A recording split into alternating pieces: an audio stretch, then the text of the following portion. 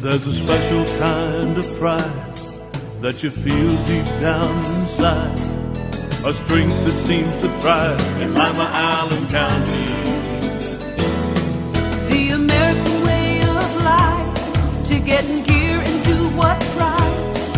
An unbreakable forthright link called real American strength. Lima, Allen County, real American strength.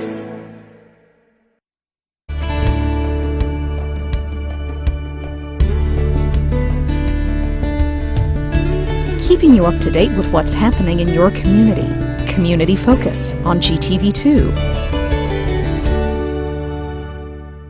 Thanks for joining us today on Community Focus. I'm Ann Decker. It is time for Sweaters for Seniors, and here in the studio to give us details is Diane Bishop. She's with the Allen County Council on Aging. Thanks for being here. Well, thank you, Ann. What is Sweaters for Seniors? Well, this idea was actually Jennifer Mills, who is with HCF Management.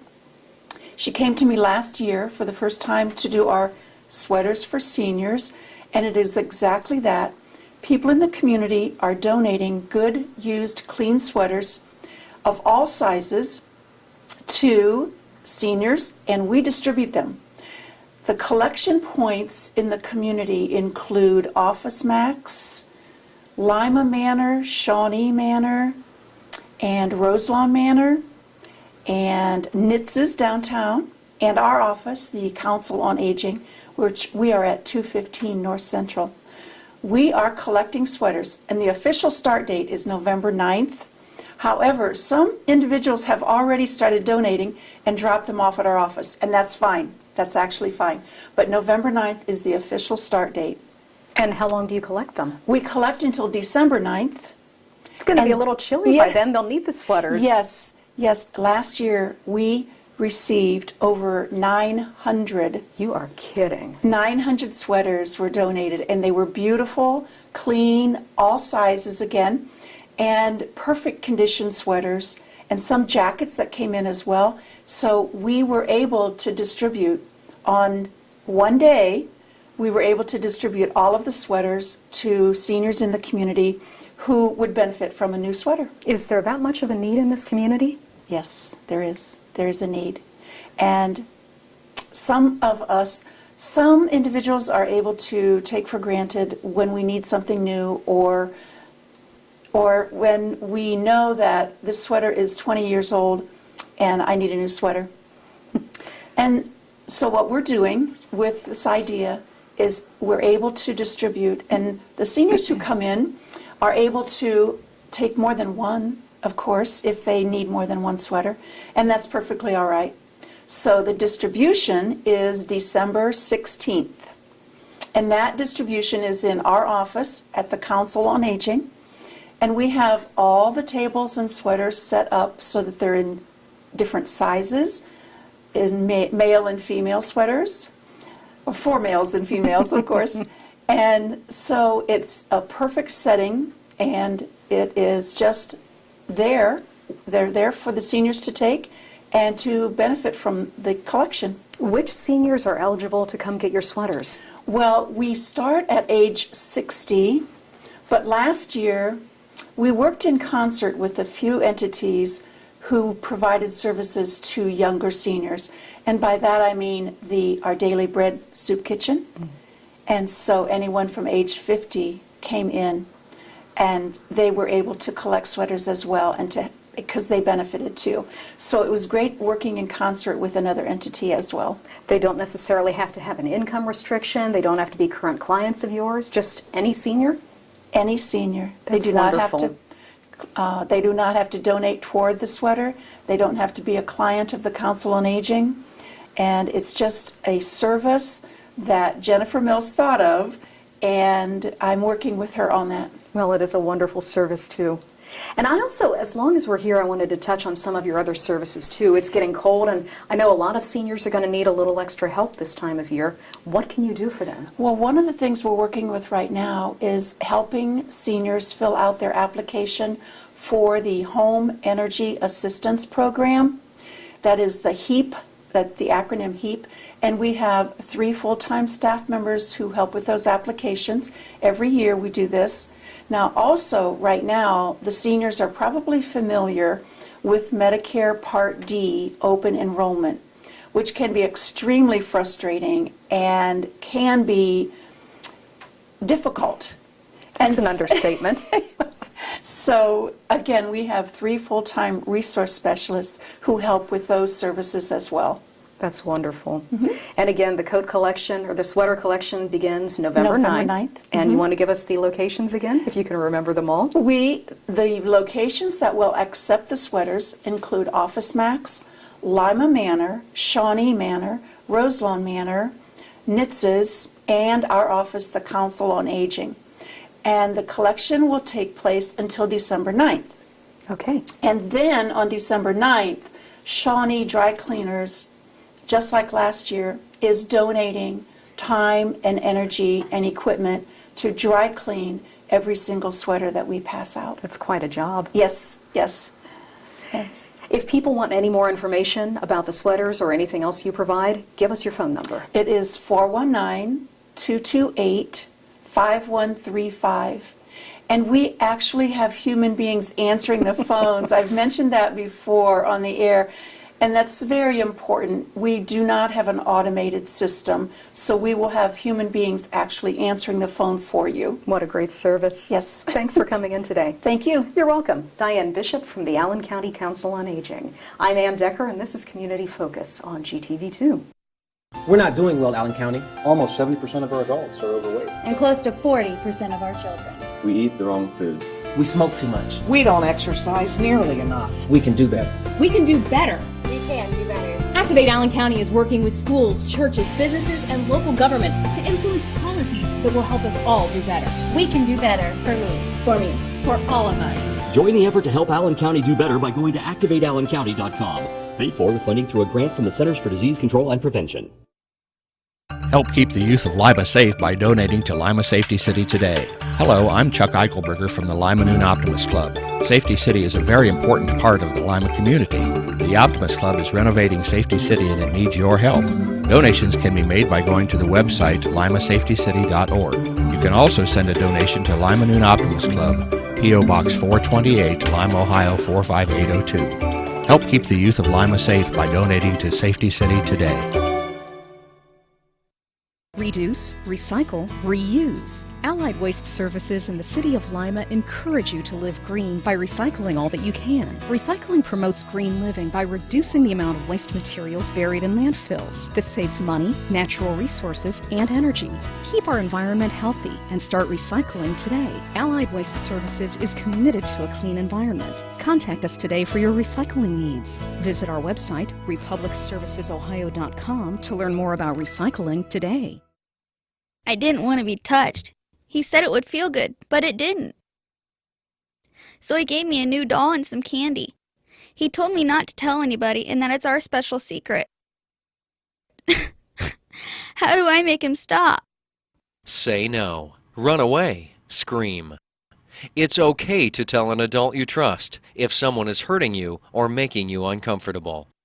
Feel safe. Feel strong. Feel free. We're back on Community Focus. I'm Ann Decker, and Cindy Wood is in the studio today. She is with the Veterans Memorial Civic and Convention Center, and they have just announced the Town Square Series. What's that all about?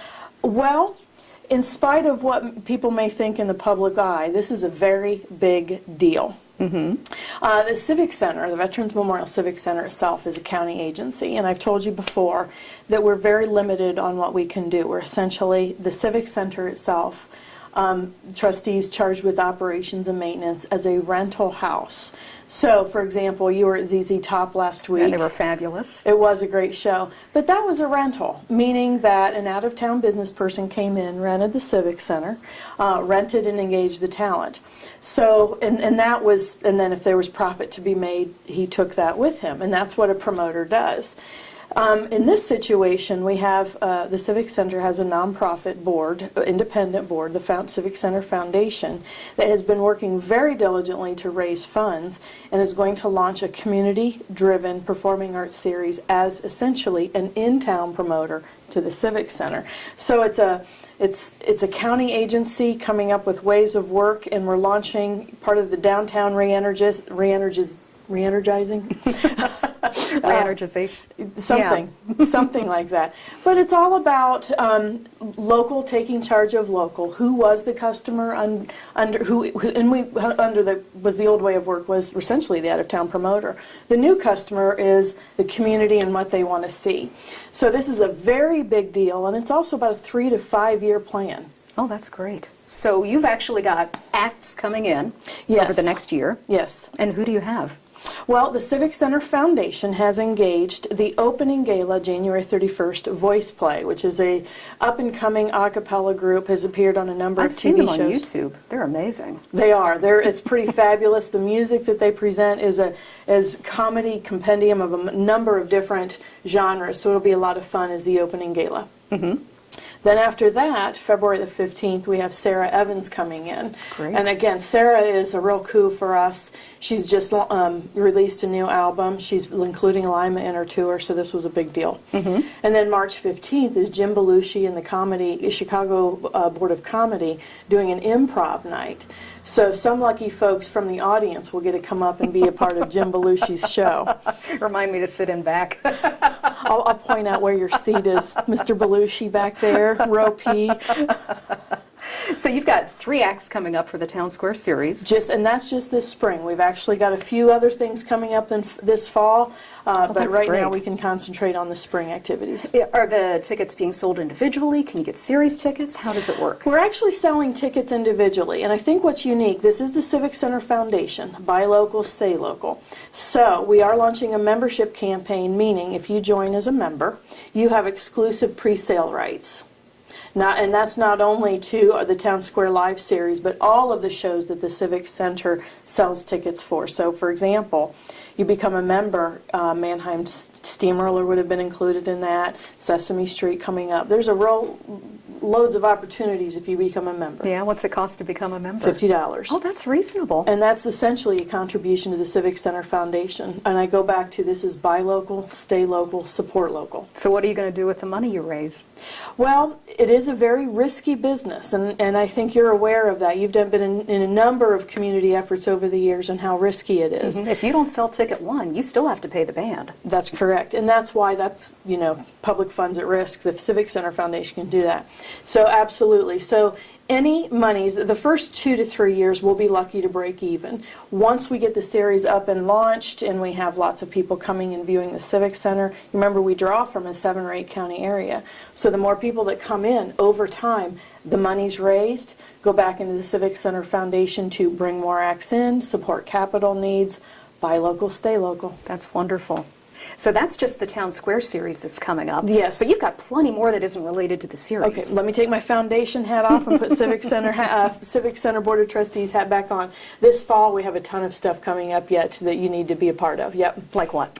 Okay, well, number one, this weekend we've got the Gideon's Fall Conference coming in and welcoming. So that's not necessarily something for the public, but it is a great business. It's a big deal. It's a business, yep, and it's a wonderful opportunity for us to show Lima. Then November the 9th, of course, we have the Lima Symphony Orchestra's November concert. Then on Veterans Day, are you a Cash Explosion fan? I am. Okay. I want to be sitting in front for that one. Okay, come early. The lineup, the activities out front on the Town Square Plaza begin at 3 p.m.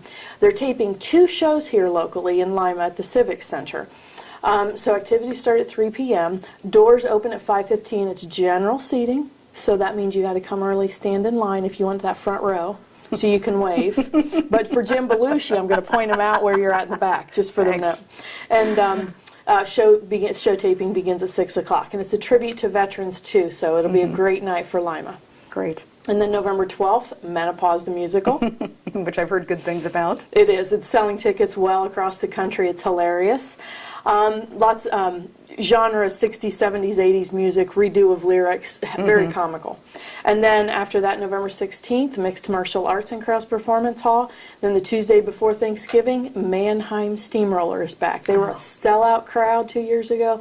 We expect some similar results. For sure. Get your tickets now. Absolutely. All on at limaciviccenter.com at our new website. And you mentioned Sesame Street. Is that coming up too? Sesame Street is on the books for the end of April 2014. So I believe tickets will go on sale probably before Christmas. I don't know the exact date yet. It'd be a great Christmas present. Yes, it will be. Okay, website one more time. limaciviccenter.com. And your phone number if people want more information. Box office is 419-224-1552. All righty. Thanks for coming in today, Thank Cindy. you. Cindy Wood from the Civic Center. When we come back, we'll give you the leaf pickup schedule for the city of Lima right after this on GTV2. Do you know what to do when you hear the community warning sirens? The sirens are activated anytime the public is in life-threatening danger. When you hear the sirens, go inside and turn on your radio or television for more information. If you're outside and unable to take shelter, get in your car and listen to your radio for more information. Follow the instructions carefully. Remember, the sirens mean to take shelter and listen to your radio or television for more information. Take the necessary steps to keep you and your family safe. A message from the Allen County Chiefs Association. With the recent rise in juvenile crime, all Allen County police agencies are stepping up our efforts to reduce this with the enforcement of curfew laws. This affects anyone under the age of 18. Local laws may vary in age and time requirements among the villages, townships, and cities in the county, so please help us in our efforts by becoming familiar with the curfew law.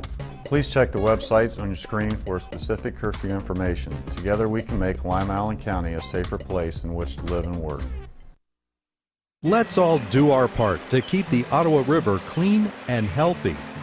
Clean trash and debris from storm drains to keep them from being washed into the river. Your actions matter. Lima City Council has recently amended the city's vicious dog ordinance to deal with potential problems concerning dangerous dogs in the public. The ordinance is comprehensive. However, here are some key elements that all dog owners and their neighbors should be aware of. Any dog that is considered a breed of pit bull is considered a vicious dog regardless of its temperament. A vicious dog is any dog that attacks, bites, or causes injury to a person or domestic animal with or without provocation. Not under control of the owner and secure with a muzzle and a leash of 6 feet or less in length, all vicious dogs must be confined when outside in a pen with a secured top and bottom, or with the sides of the pen embedded at least 1 foot deep into the ground. If you're a dog owner and have concerns about any dogs in your neighborhood, visit limapolicedepartment.com to find out more about the city's vicious dog ordinance. The fine for non-compliance is $150 per citation, and ignorance of the law is not a defense. If there's an emergency situation, call local law enforcement for immediate assistance. We're back on Community Focus. I'm Ann Decker. The leaves have started to fall, and that must mean the next guest is Saul Allen from the city of Lima, who is the leaf man. Good morning. Good morning. Thanks for being here. Thanks for having me. Have you actually started picking up the leaves yet? We actually haven't started. The department, we won't start until the November 11th, approximately 2 weeks from today. We'll start in the 1st, 4th, and 5th wards picking up leaves. At that time, we'll be asking residents to, rake the leaves out to the curb, not the street, not the street, not the street. Please, please, not the street. Why not? Well, it becomes an issue for catch basins. We start to get a lot of rain in the fall, and even sometimes the S word, meaning snow, and when that melts, that clogs up catch basins. So we really want to avoid that being out in the street. It also becomes an issue possibly, when that leaves get wet, they also get slick, so that also becomes an issue. So like I said, we really want to avoid putting them in the street. When we come along to pick up those leaves, we will actually have equipment that can take the leaves from the curb to the street, and we'll pick them up off the street at that time. So. Okay. What about like sticks, brush, debris? I always like to say this is leaf pickup only. This is not for brush and debris. Actually, the equipment we use is for leaf pickup only. If people do have that type of material, they can take it out to the compost facility on Hanthorne Road. Also, I'd like to let people know that bags are available and have been available. If you don't want to wait for your ward to be called, a lot of people are now starting to bag a lot of that material. You can bag it, and put it out with your normal trash pickup day, and the trash haulers will haul that away as part of the city's trash hauling contract. Okay. So with the leaf pickup, you're beginning on November 11th, and you said 1st, 4th, and... 1st, 4th, and 5th. All the other wards, 2nd, 3rd, 6th, and 7th, we will be doing weekly updates to let you know when those wards will be coming around, but right now we're starting with the 1st, 4th, and 5th wards as of right now. Usually what we try to do is try to get through the first round of pickup before Thanksgiving, if at all possible. That's usually the way we've tried to run it. One thing I always like to caution people, if we start to get snow before then, the S word, the same trucks that we use for leaf pickup we use to remove snow, so we would be moving over to snow removal and then coming back to leaves. Most of the time we do try to get through 2 rounds of leaf pickup if possible. So. Okay, so once again, rake the leaves to the curb, but not? In the street. Okay, and no sticks and twigs and brush. No sticks, no twigs. Also caution, no bricks, stones. We've had that before. Small children, pets. And we've had, some of the equipment damaged by, small bricks, larger stones, that have been put in those leaf piles as well. So. Okay. If people have questions, can they contact your office? If people have questions, feel free to contact my office at 419-221-5165. And like I said, those leaf bags are available right now, 900 South Collett at my office, and also 424 North Central at the water bill paying facility. And you bring proof of city residency? Bring water bills just for proof of residency. So. All right. Appreciate you coming in today. Thanks for having me. You're welcome. Saul Allen from the City of Lima. I'm Ann Decker, and this is Community Focus on GTV2. Welcome to the City of Lima Department of Community Development. I'm Amy Odom, Director of Community Development. Within this department, 6 different programs operate to improve community and economic quality of life for all Lima citizens. Housing programs provide first-time homeowner training and down payment assistance and offers low-interest loans and emergency repair grants for qualified homeowners. Planning Services accepts requests for lot splits, alley vacations, rezoning, and zoning variances. Planning also coordinates strategic land use efforts for business and neighborhood development. Acquisition and resale of tax delinquent properties for commercial and residential use are coordinated through the Lima Land Bank program. Economic development activities also include oversight of state and federal grants, administration of tax abatement programs, and a variety of business retention and attraction efforts. Neighborhood support offers capacity building training and organizational resources to the 13 existing neighborhood associations within Lima and encourages the development of neighborhood partnerships between the city, citizens, businesses, and other service providers. Property Maintenance Code Enforcement enforces city ordinances on the maintenance of existing structures by inspection and citation for violations. Dealing with weeds, trash, and structural issues, over 4,000 inspections are made each year by city inspectors.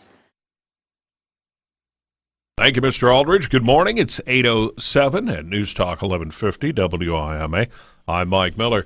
Tuesday morning at this time, we welcome representatives of the City of Lima. And this morning, we welcome Dave Berger, the mayor of the City of Lima, and your calls at 224-1150. All kinds of interesting things happening with the city, and we invite you to chime in at 224-1150. Good morning, Mayor. Good morning, Mike. Great to be here. No question, and certainly it has been exciting here the last, number of weeks and months, obviously, but over the weekend, there just continued, yesterday, in fact, there continued to be downtown development going on in terms of food establishments. It's quite noticeable what's happening, isn't it? Well, we really do now have an array of choices for folks to choose from for lunches as well as for dinners. And I think that the recent opening, yesterday's formal opening of the Old City Prime Steakhouse, is just an incredible way of punctuating what's been happening in the downtown for about 2 years now. Yeah. In terms of the number of restaurants. You look up and down Main Street, and I think you'll be impressed. You start there with the Fat Cat Diner, which serves mostly lunches, but also has, I believe, Thursday and Friday night dinners.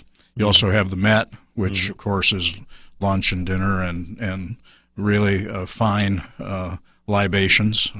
I'll tell you what's great about that location. Don't be intimidated when you go in there if you think you're a novice or you don't know anything about wine or sangria or anything like that. All you have to do is ask. That's right. And they are highly knowledgeable and quite helpful. And they want to be. They truly are there to help you find what it is that would match your taste buds and and even potentially to expand your taste buds. And they've got this sampler for beers that I think it's a lot of fun to actually just get a little. They call them flights. That's right. Yeah, why don't you get a flight? Right. You know, like, sure. And it's a great way to kind of open up your taste buds. And you keep on moving down the street and going south, and you come to the old Basinger Jewelers, where now Shane Hoback has opened a restaurant called Fresh, which is focused on trying to find and serve locally produced foods. All right. Wow. You come into the square and you've got Vivace's, which is a Mediterranean restaurant. I took some folks there last week and had lobster bisque, which was just terrific. I mean, these folks were absolutely blown away by the quality of the lunch. Don't forget Joey's. Right. And Joey's, of course, is a mainstay. You also have long-standing place of the Cupid and the meeting place, and then you arrive at John Hafey's new steakhouse, which I just have to say, I mean, when you walk in, it's spectacular. It's you really have three very distinct spaces in that building. We have a place for fine dining on the right-hand side with wonderful artwork. You also have a really upscale sports bar on the opposite side. And then you go upstairs, and it is a incredible club. I mean, they had just a jam-packed opening over the weekend. So it's truly the case that you can come downtown now and for lunch or for dinner, and just whatever you'd like to have, it's going to be there, and you're going to enjoy it. Yeah, for many, that certainly is a very exciting development here the last few years to watch the downtown sort of evolve and come back to a certain degree. And we've had this conversation before about downtowns in somewhat larger communities and the hits they've taken historically with malls and stores heading into the outlying areas, but. There's no reason why. And, of course, in larger cities, downtowns have come back a little bit because of sports, stadiums, and things of that nature. We don't really have that, do we? Well, we don't, but I think that our downtown is entirely accessible. It's not difficult to get to. So regardless of where you are, you're going to be able to get to downtown easily and be able to enjoy what it offers. In addition to what we've just described in terms of what's here, there is more coming. Word is that the Irish pub across from the courthouse has just been purchased, and there's a new investment for taking place there. There's also apparently a renovation occurring in the old Dominion in the Dominion apartment building at High and Main, and there's also some work occurring at the old Diamond Savings Building at West and Market. So I think that what we're seeing is people are looking at these properties and having some imagination about what is there and figuring out a way to use that space, use the architecture, use the proximity to these other businesses to leverage their imaginations and to make some other things happen. And that's really exciting. I would guess the other things then would be, in time, would be some additional retail options for one, and two, additional downtown housing possibilities, and all of that is out there also, isn't it? I think the opportunity to look at the second and third story spaces in these buildings is there, and I think having investors who are willing to not wait on somebody to be at their door, but instead to lead with their own investment. It's not really a chicken and egg. Nobody can rent a space until it's there. So we need some entrepreneurial spirits that will, in fact, make investments, create living spaces that people would enjoy being in, and I think we'd begin to see a new way of folks being in the downtown, and that residential component is something that we need to be encouraging.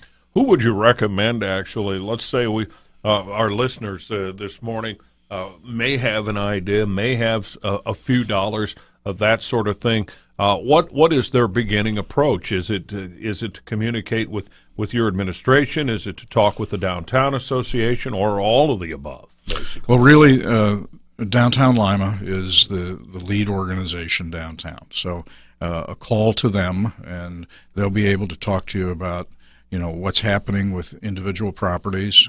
They will know most of the property owners and be able to kind of give you some sense of your options. And then I think there are also some opportunities connected with the Allen Economic Development Group in terms of resources. They have the Darcy Loan Fund, and there's also the Walter Potts Entrepreneurial Center. So there's a set of services that are available to somebody who's looking to to either start a business or to invest in a property. Now, I have to say, it's not something that happens quickly. If you're going from concept to implementation, there's a lot of work that has to go into a business plan and the real development of that. But if you've got a business and you're already in place, that's a far easier thing to do when you're looking at rather than trying to start a business and do a real estate investment. It's a lot easier to already have the business, know what you need in terms of real estate, and then find that real estate to match your occupancy needs. But it's quite clear there are people that stand at the ready to help, as you suggest, your administration, Downtown Association, people of that nature. That's right? correct. Yeah. All right. And, oh, by the way, there were 1,700 folks at about $75 a head at ZZ Top last Friday night. That's not too bad either. So it was a real, the whole weekend really was hopping downtown. And I think that all of these businesses that are in place to help service that influx of people are really, I think, beginning to coordinate with the Civic Center, talking about what is it that the crowd will look like, and what kind of when do you expect folks to be arriving, what will be the time that everybody will be leaving. And I think that we're going to begin to see a marketing effort that reaches out much more effectively to the crowds that come and go from the Civic Center. Boy, when you think about it, where would we be without the parking garage? It'd be not feasible almost, would it? Even though there's plenty of parking. But speaking of parking, before we go to a break, update us a little bit. There's a big parking lot project going on now. That's a county-driven, though, but it's downtown, isn't it? No, that's the city's city parking driven. lot across from the Municipal Center. And what we're doing, that lot has been in much need of a renovation for a long time. So we have our stormwater engineer has teamed up with the city engineer, and what they're doing is a rebuild of the lot in such a way that we're going to manage the stormwater. And actually there will be some features to the lot which include some soft surfaces where stormwater will be collected and treated through some natural grasses. And we will also eventually be installing a single point of payment. We used to have individual meters in that lot, and there will now be a stall where parkers will input their driver's or their license tag number and pay either in coin or with credit cards, and be able to manage that via their smartphone. So it's a new technology for parking management at that location. It eventually, that lot serves the health department, it serves municipal court, and others in the downtown. A lot that hasn't been used, has it? Oh, no, it's very heavily used. There's lots of people that use that every day. All right. Okay, I know the lot now. That has all those single meter parking in it. Correct. It's basically between the health department and RTA. Okay, very good. Well, the point is, though, additional improvements downtown. Right. Yes, it'll be very attractive when it's done. 8:19, still time for your calls. 224-1150 with Mayor Berger, taking time out of his day to be available for you here on News Talk 1150 WIMA. It's 8:23 at News Talk 1150 WIMA. Tuesday morning with representatives of the city of Lima. Lima Mayor David Berger is our in-studio guest. Been talking about downtown and some of the things happening there. And wrapping up our downtown conversation, Mayor, I know earlier in the year there was some beginning movement for some redirection of some of the streets and a bit of a revamp with Elizabeth and some of that. But I guess for good reason, that project has been put off till next year, right? Our bids came in way, way over what had been budgeted, and further. And when I say bids, we actually only had one bid, so it was not a successful bidding process as a result. So we discarded that bid and decided we would wait until the midwinter. We'll go back out to bid, and first project that we'll be expecting to go with in the spring will be the rebuild of both West and Elizabeth Street. So that'll be, we do have the funding in place, and so we will be moving forward with that. And just for the uninitiated, that's the kind of thing. Let's say the singular bid basically fit the parameters or the dollar goals of that project. Might it then have been a consideration, or are there obligations to have at least two bids to preserve some integrity with the process? No, if the bid had actually come within the range of the engineer's estimate, then we would have proceeded. Okay. The legal requirement was met by the fact that we went out for bid and formally solicited four bidders. In this instance, we only had the one. And that told us that there was, both by virtue of there only being one bid and the fact that it was substantially over, it was 60% above our highest estimate, that told us that the bidding environment just was not a good time to be out in the marketplace. People were busy already. They weren't terribly hungry for additional work, and this one bidder essentially decided that they would lay off other work if they could get a premium by upcharging our project. So we decided we weren't going to go there and just wait until hopefully the bidding environment in the winter will be better and more competitive. Mm-hmm. Not to belabor that, but just as simple interest in lieu of any calls, how does the government entity like the city, do you vet a bidder to some degree, or you trust your engineers and their knowledge of these various companies? Well, it really depends upon, I guess, the size and scale of what we're doing. But there are bidding procedures. We do have bonding capacities we're require of the bidders, and there are a variety of legal obligations that they enter into. For example, the city's work is generally requires prevailing wages to be paid, and there are often state and federal rules beyond our own rules that also have to be met, because we're blending sources of funds. We might have locally derived license tag money in conjunction with federal transportation dollars, in conjunction with state 649 money. So it's a variety of rules that come to bear on a contractor, and most of the time we need experienced people. It's not the kind of business that somebody sets up overnight and successfully gets awarded. Exactly. If the business wasn't serious, then the bid would immediately reveal that. That's right. Yep. It's 8:28. Just a couple of minutes left with the mayor. Obviously, we're looking at rain. Maybe Wednesday and Thursday going to start dragging those leaves down, Mayor. And although we're not there yet, we're getting close to that time where where people need to get conscious with that, huh? Well, leaf pickup is scheduled for the week of, to begin the week of November 11th. So it's a week from this coming Monday. But in the meantime, folks can pick up bags from our street department or from the utilities department, and you can be raking your leaves, putting them in bags, and they get picked up as a part of the regular trash collection.